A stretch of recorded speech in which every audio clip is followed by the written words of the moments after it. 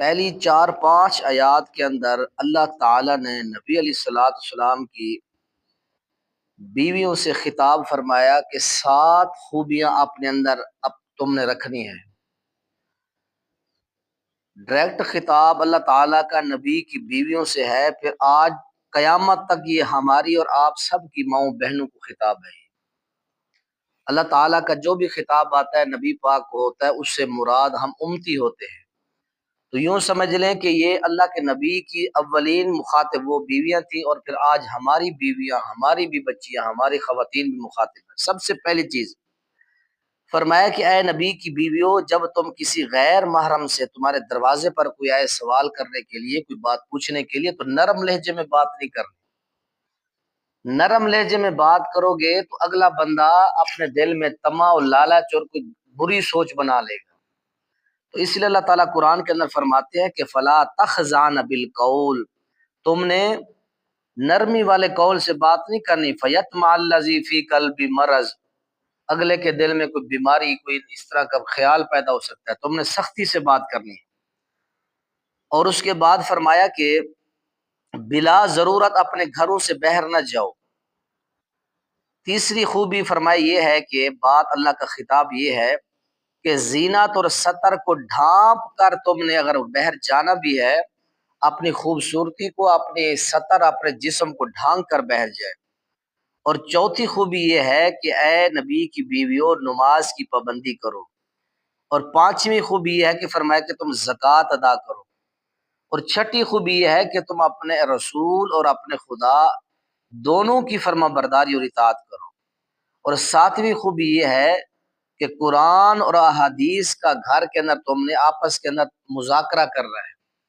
یہ اللہ کے نبی علیہ السلام کی بیویوں کو 7 باتیں بیان فرمائی گئی۔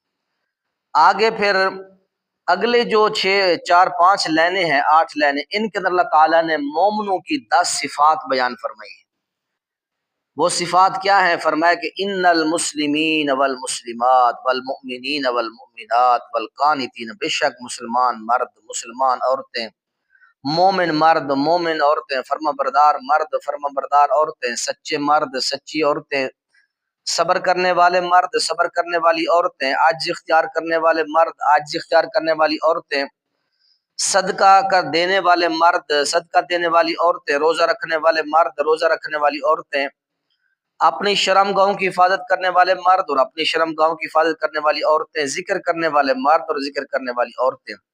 یہ 10 خوبیاں اللہ تعالیٰ نے فرما کر آخر میں فرمایا اعد اللہ لہم مغفرۃ واجرا عظیما، اللہ نے ان 10 خوبیوں کے مالک عورتوں اور مردوں کے لیے اللہ نے جنت تیار کی۔ اب ایک ایک خوبی کی تشریح کرو۔ مسلم کسے کہتے ہیں؟ جس کے ناک کے اندر نکیل اونٹ اور وہ مالک کے ہاتھ میں مہار ہو، وہ ذرا بھی حرکت شرارت نہ کرے، اسے مسلم کہتے ہیں۔ جس طرح حضرت سلیمان پیغمبر نے پیچھے ملکہ سبا بلقیس کو کہا تھا کہ وَأْتُونِي مسلمین، اے ملکہ سبا تو سورج چاند کی پجاری بن چکی ہے، خبردار تو فرما بردار ہو کہ میرے پاس آ جائے۔ مسلمان کسے کہتے ہیں؟ انما المؤمنون الذین آمنوا باللہ ورسولہ ثم لم یرتابوا وجاہدوا باموالہم وانفسہم، مومن وہ ہے جو اللہ رسول پر ایمان رکھتے ہیں، ثم لم یرتابوا، پھر شک نہیں کرتے۔ مومن جب اللہ رسول پر ایمان لے آتے ہیں تو پھر اللہ رسول کی باتوں کے اوپر، دین اسلام پر شک نہیں کرتے، وہ کامل ہو جاتے ہیں۔ بہرحال ہر خوبی کے اللہ تعالیٰ نے اپنے قرآن حدیث کے اندر دلائل صفات ہیں۔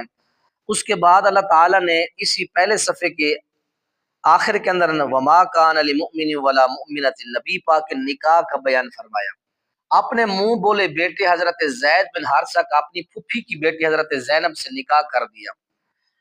جب اللہ تعالیٰ نبی علیہ السلام نے اپنی پھوپھی کی بیٹی زینب سے کہا کہ اے زینب، میں آپ کا نکاح اپنے زید کے ساتھ کرنا چاہتا ہوں، تو حضرت زینب نے فرمایا کہ میں اونچے خاندان کی، ہاشمی خاندان کی لڑکی ہوں، آپ میرا نکاح ایک غلام عام لڑکے سے کر رہے ہیں۔ تو اللہ تعالیٰ نے پھر، اللہ کو یہ بات پسند نہیں آئی۔ اللہ نے قرآن کے اندر فرمایا کہ کسی مومن مرد اور کسی مومن کے لیے لائق نہیں ہے جب اللہ رسول کسی بات کا فیصلہ کریں وہ آگے سے اپنی رائے دیں۔ نبی پاک نکاح کا کہہ رہے ہیں تو انہیں نکاح کرنا چاہیے تھا۔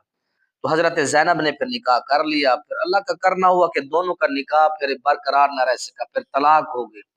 پھر نبی علیہ السلام نے ان خاتون سے، حضرت زینب اپنی پھوپھی کی بیٹی سے، اللہ کے نبی نے نکاح کیا تھا۔ وہ مسئلہ بیان فرمایا، اور اس کو بیان کرنے کا مقصد یہ تھا کہ جو تمہارے سکے لڑکے بیٹے نہیں ہیں، جو تم نے ویسے منہ سے بیٹے بنائے ہیں، اگر تم ان کی بیویوں سے نکاح کرو یہ حرام نہیں ہے۔ اگر تمہارے سگے بیٹے ہوں پھر تم اپنی بہو سے نکاح نہیں کر سکتے۔ اسی طرح تمہارے جو بیٹے ہیں وہ تمہاری طلاق یافتہ یا تم فوت ہو جاؤ، وہ اپنی ماؤں سے بھی نکاح نہیں کر سکتے۔ اللہ نے اس مسئلے کو یہاں بیان فرمایا۔ اس کے بعد رب العالمین نے اگلے صفحے کے اوپر ایک اہم مسئلہ بیان فرمایا ہے کہ جب عورتوں کے نکاح ہو جائیں لیکن ہم بستری یا صحبت سے پہلے ان کو طلاق ہو جائے، ان کا کیا حکم ہے؟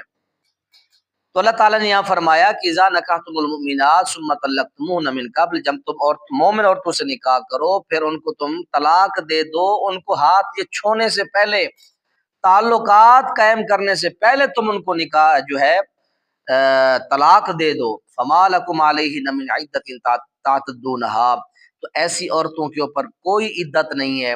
ادھر سے یہ خامن طلاق دیتا ہے، اگلے 10 منٹ کے اندر یا ایک دن کے اندر جا کے آگے نکاح کر سکتی ہے، اس کے اوپر کوئی عدت نہیں ہے۔ اس کے بعد اللہ تعالیٰ نے آیت حجاب بیان فرمائی۔ آیت حجاب کیا ہے؟ اے مومنو، جب تم عورتوں سے بات کرو تو پردوں کے غیر محرم عورتوں سے پردے کے پیچھے تم نے بات کرنی ہے۔ اور اللہ تعالیٰ نے ایک ہمارے حوالے سے مسئلہ بیان کیا، لوگوں جب تمہیں دعوت دی جائے، دعوت کھانے کے لیے جب جاؤ تو 2 گھنٹے پہلے نہ جا کے بیٹھ جایا کرو۔ بعض لوگ دعوت کھانے کے لیے جاتے ہیں وقت مقررہ پر نہیں جاتے بلکہ 2 گھنٹے پہلے جاتے ہیں۔ وہ میزبانوں کے لیے اذیت اور تکلیف کا باعث بنتے ہیں۔ وہ گھر کے کام کاج دیکھیں یا تمہارے ساتھ بیٹھ کے گپ شپ لگائیں۔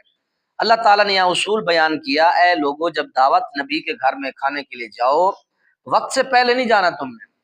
ہاں جب کھانا کھا لو پھر کھانا کھانے کے بعد ادھر بیٹھ کے گپیں بھی نہیں لگانی، تاکہ انہوں نے اپنا نظام سیٹنگ کرنی ہے۔ تم کھانا کھا کے فوراً وہاں سے دعا سلام کر کے چلے جاؤ۔ پھر فرمایا ایمان والو، تمہارے نبی پر اللہ جو ہے رحمتیں بھیجتا ہے، ملائکہ مغفرت کی دعائیں کرتے ہیں۔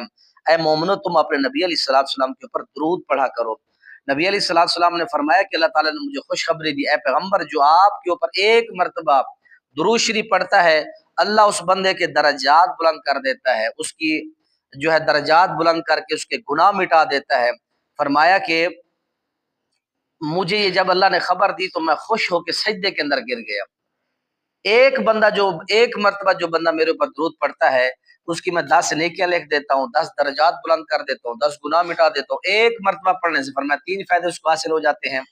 اس کے بعد پھر فرمایا لوگوں، اے پیغمبر اپنی بیویوں سے کہیں، بیٹیوں سے کہیں، مومن خواتین سے کہیں کہ پردے کا اہتمام کریں۔ جب یہ پردہ کریں گی تو فرمایا کہ ادنا ذالک ادنا ان یعرفن فلا یؤذین، تو یہ پہچانی جائیں گی، ان کو تکلیف نہیں دی جائے گی کہ شریف زادی جا رہی ہے۔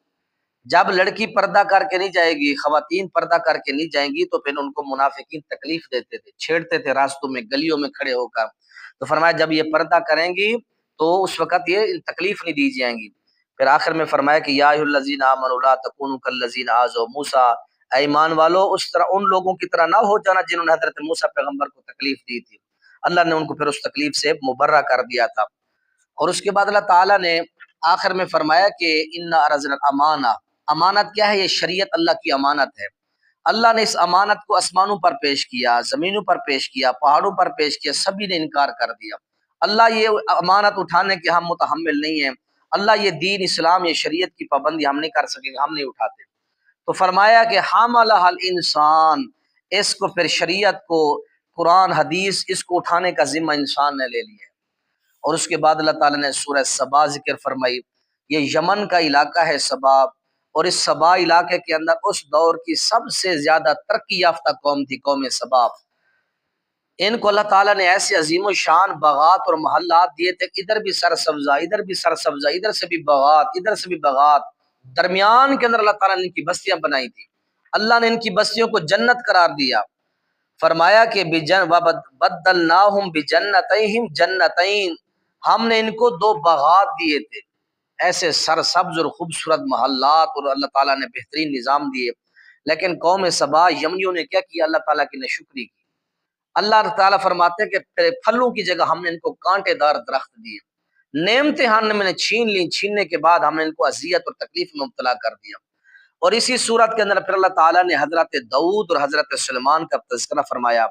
فرمایا کہ دیکھو مکہ والو، حضرت داؤد علیہ السلام، حضرت سلیمان علیہ السلام، دونوں پیغمبر شکر گزار تھے۔ اللہ نے ان کو مزید دی۔ اللہ نے فرمایا کہ تانبے کے چشمے پیدا کر دیے، لوہے کو نرم کر دیا، ہوا ان کے تابع کر دیا اللہ تعالیٰ نے، پرندے ان کے تابع کر دیے۔ اے مکہ کے سرداروں، یہ سب کا دو نبیوں کا اور اس قوم کا ذکر سنا کے یہ تمہیں بتانا چاہتے ہیں کہ اس قوم کو اللہ تعالیٰ نے قسم و قسم کی نعمتیں دی تھی، یمنیوں کو، لیکن ان لوگوں نے اللہ تعالیٰ کی ناشکری کی، اللہ تعالیٰ نے ان کو برباد کر کے رکھ دیا۔ اس کے مقابلے میں دو باپ بیٹے تھے، حضرت سلمان اور حضرت داؤد، انہوں نے اللہ تعالیٰ کو شکریہ ادا کیا، اور پھر فرمایا کہ لوگوں قلیل من عباد یہ شکر، اللہ کا شکر کرنے والے ہمیشہ تھوڑے ہوتے ہیں۔ کان اکثرہم مشرکین، اکثر انکار کرنے والے ہوتے ہیں، اللہ کو ماننے والے فرمایا کہ تھوڑے ہوتے ہیں۔ اس کے بعد اللہ تعالیٰ نے علم غیب کا یہاں ذکر فرمایا۔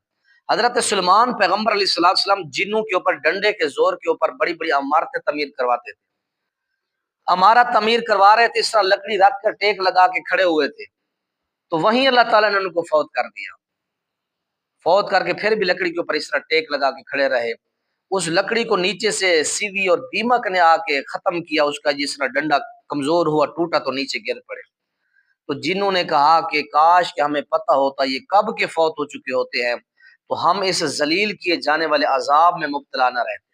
تو اللہ تعالیٰ نے فرمایا کہ لوگوں غیب ہم نے اپنے پاس رکھا ہے، نہ نبیوں کو دیا ہے نہ جنوں کو دیا ہے۔ اگر جنوں کو پتہ ہوتا کہ پیغمبر ہمارے نگران فوت ہو چکے ہیں تو یہ ایک منٹ بھی کام نہ کرتے تھے۔ اس کے بعد اللہ تعالیٰ نے پھر آخر کے اندر فرمایا کہ آیت نمبر 34 تا 38 کے اندر اللہ نے فرمایا کہ نبیوں کی مخالفت ہمیشہ مالدار لوگوں نے کی ہے۔ جتنے بڑے بڑے مالدار لوگ آئے ہیں، سردار آئے ہیں، اللہ تعالیٰ نے یہ تمام آیت نمبر 34 سے 38 تک ان سرداروں کا، سابقہ قوموں کے اندر جو بڑے بڑے سردار مالدار لوگ تھے، فرمایا کہ ہمیشہ مالدار لوگوں نے نبی علیہ السلام کی یا انبیاء کی مخالفت کی ہے، اور بعض مالدار لوگ ایسے تھے جن کو اللہ نے مال دیا، انہوں نے سارا مال اللہ کے دین پر لگا دیا۔ اس کی عظیم مثال حضرت صدیق اکبر کا عظیم کاروبار ہے کپڑے کا، حضرت عثمان غنی رضی اللہ تعالیٰ عنہ کی دولت، اما خدیجۃ الکبریٰ رضی اللہ عنہا کا دولت کتنی عظیم تھی، انہوں نے اٹھا کے ساری نبی پاک کے دین کی اشاعت اور نبی پاک کی دعوت کو بڑھانے کے لیے سب کچھ لگا دیا۔ 5 کلو چاندی نبی پاک کافروں کو دے کے صحابہ کو آزاد کروا رہے ہیں، یہ حضرت ابوبکر دے رہے ہیں رضی اللہ تعالیٰ عنہ۔ مسلمانوں کے لیے پینے کے لیے میٹھا پانی نہیں ہے، یہودیوں کافروں کے پاس میٹھے پانی کا کنواں ہے، سادے پانی کا کنواں، وہ پیسے لے لے کے مسلمانوں سے ان کو پانی کے لیے، پینے کے لیے پانی دیتا ہے۔ حضرت عثمان غنی رضی اللہ تعالیٰ نے جب میں اپنی خطیر رقم دے کر وہ کنواں خرید کر مسلمانوں کے لیے وقف کر دیا۔ تو یہ جتنے مسلمان مالدار تھے جن کو اللہ نے اسلام دی تو پھر انہوں نے مال سب اللہ کے لیے لوٹا دیا۔ اس کے بعد سورہ فاطر کو ذکر کیا۔ فاطر کا معنی ہوتا ہے پیدا کرنے والا۔ اس سورت کے اندر اللہ تعالیٰ نے اپنے توحید کے سارے دلائل بیان فرمائے۔ سب سے پہلی دلیل اللہ تعالیٰ نے یہ دی، لوگوں میرے رب ہونے کی سب سے پہلی دلیل یہ ہے کہ میں نے آسمان کو پیدا کیا ہے، میں نے زمین کو بنایا ہے۔ جب میں نے آسمان کو بنایا تو میرے سامنے کوئی نقشہ نہیں تھا، بغیر نقشے کے میں نے آسمان کو بنایا۔ اس کے بعد اللہ تعالیٰ نے فرمایا میری توحید کی دوسری دلیل یہ ہے کہ میں نے فرشتوں کو پیدا کیا ہے۔ بعض فرشتے ایک ایک پر والے ہیں، بعض فرشتے دو دو پروں والے، بعض فرشتے چار چار پروں والے، اور فرمایا کہ بعض فرشتے وہ ہیں جن کے 600 پر اللہ تعالیٰ نے بنائے ہیں۔ پھر نبی علیہ السلام کی توحید کو بیان، دعوت کو، رسالت کو بیان کیا۔ وہیں یکذبوک فقط کذبت رسل من قبلک، اے پیغمبر اگر مکہ والے آپ کی بات نہیں مانتے تو آپ سے پہلے بھی نبیوں کی باتوں کو ٹھکرایا گیا ہے، تو آپ نے پریشان نہیں ہونا۔ اس کے بعد پھر سورہ فاطر کے اندر اللہ تعالیٰ نے فرمایا کہ اے لوگو جو فوت ہو چکی ہیں وہ تمہاری دعائیں نہیں سن سکتے، یہ قرآن کے اندر ہے، ان تدعوہم لا یسمعوا دعاکم ولو سمعوا ما استجابوا لکم، فرمایا کہ اگر تم انہیں پکارو تو وہ تمہاری پکار نہیں سن سکیں گے۔ وَيَوْمَ الْقِيَامَةِ يَكْفُرُونَ بِشِرْكِكُمْ، یہ جو تم شرک کرتے ہو ان سے جا کے مانگتے ہو، قیامت کے دن وہ کہیں گے اللہ ہم نے ان کو نہیں کہا تھا کہ ہم سے آ کے مانگو، وہ تمہارے شرک کا وہ انکار کر دیں گے۔ پھر فرمایا کہ اے لوگو تم سارے کے سارے اللہ کے فقیر ہو، انتم الفقراء الی اللہ واللہ هو الغنی الحمید، اللہ سب سے زیادہ غنی ہے، تم سارے اللہ کے در کے منگتے اور فقیر ہو۔ پھر اللہ تعالیٰ نے اسی صورت کے اندر فرمایا کہ لوگوں جس طرح دیکھنے والا نہ دیکھنے والا برابر نہیں ہو سکتے، اسی طرح روشنی اور اندھیرا برابر نہیں ہو سکتے، سایہ اور دھوپ برابر نہیں ہو سکتے، زندگی اور موت برابر نہیں ہو سکتے، اسی طرح یاد رکھ لو خالق اور مخلوق بھی برابر نہیں ہو سکتے۔ خالق اور ہے، مخلوق اور ہے، تم دونوں کو مت ملاؤ۔ نبی پاک جی تو آپ کسی کو نہیں سنا سکتے، اگر ہم چاہے تو کسی کو سنا سکتے۔ ان اللہ یسمع من یشاء وما انت بمسمع من فی القبور، اے پیغمبر تو کسی کو نہیں سنا سکتا جو قبر کے اندر ہے۔ اس کے بعد پھر اللہ تعالیٰ نے آخر کے اندر فرمایا لوگوں یہ ساری کائنات اللہ کی نشانیاں ہیں، اللہ کی کائنات کے اندر یہ ساری رب کی نشانیاں ہیں، اگر تم ان نشانیوں کو دیکھنا چاہو تو اللہ تمہیں نور ہدایت عطا فرما دے گا، انکار کرنا چاہو گے تو سابقہ قوموں کی طرح اللہ تمہیں تباہ کر کے رکھ دے گا۔ اللہ یہ تمام دنیا کی عجائب اور دنیا کے تمام قدرتیں دیکھ کر اللہ ہمیں بھی ایمان کو مضبوط کرنے کی توفیق دے، اللہ عمل کی توفیق دے۔